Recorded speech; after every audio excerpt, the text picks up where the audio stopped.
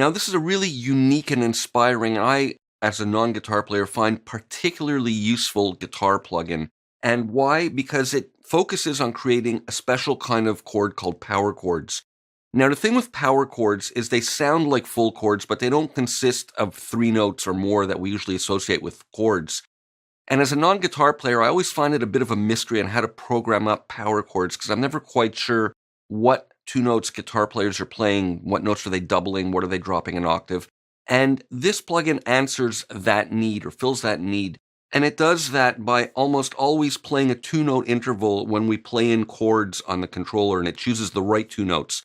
So power chords are 2-note intervals that sound like full chords because of the harmonics that get added via the distortion that's produced in tube amps. And that's what creates the impression of full chords when we hear power chords. So this plugin does that. Now I'm going to go through a brief overview of the interface here, and then we'll dig in the next video. We have a menu bar on the top here. We can call up the presets here, and the preset, as we expect, saves and recalls the entire state of the plugin. So we have presets. We can scroll next and previous there, and we can save or save as using these menus. We have a little bell icon over here that lights up when there's an update available, so we can download it. And a little speech bubble brings up an about page with information on the manual and the website and licensing information if you're using a demo version. Now, next we have the style bar, and this is sort of the heart and soul of what this plugin does. We have common phrases here, and we'll go over all this in more detail, which is a palette of rhythmic phrases that when we play notes in the upper range of the keyboard will be triggered. So we use these sort of as key switch notes to trigger various patterns that will play power chords based on the notes that we play in our right hand up here.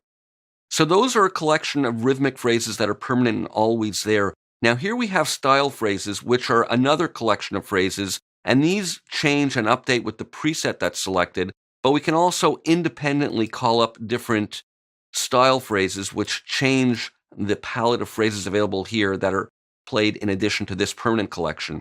Now, as part of this whole style bar section over here, we can also set a key so that no matter what we play, the chords will conform to a particular key. And we also have a display of the chords that we're playing. For example, if I play 2 notes, I'm playing C and E, and it's telling me that it's playing C major.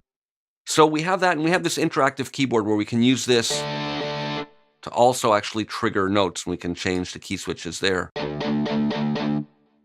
Now we have performance controls on the right over here. We have latch mode, which when it's enabled means we don't have to keep our fingers held down on these notes in order for them to continue playing.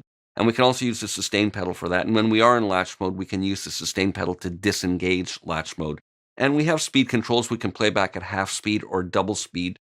We can add some swing, which delays the offbeats a bit and creates a kind of shuffle feel.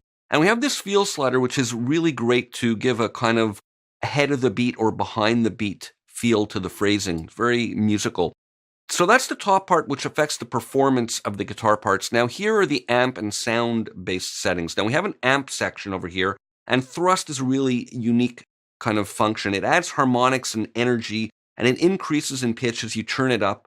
And it interacts with the amount that's set on the drive knob, which overdrives the amp section. So this is what creates those harmonics that give the illusion of full chords when we're playing power chords.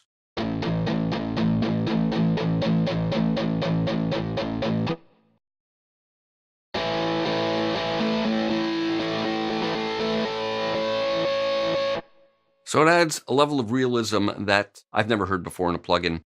Now, these settings over here simulate different pickup combinations. And over here, we have different amp and speaker simulations. And the drive, as I mentioned, adjusts the overdrive level of the tube amp.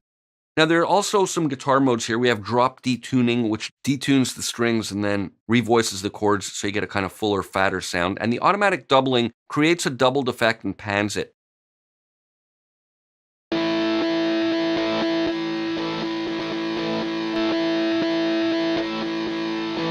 And we'll look at some strategies of how and when to use it.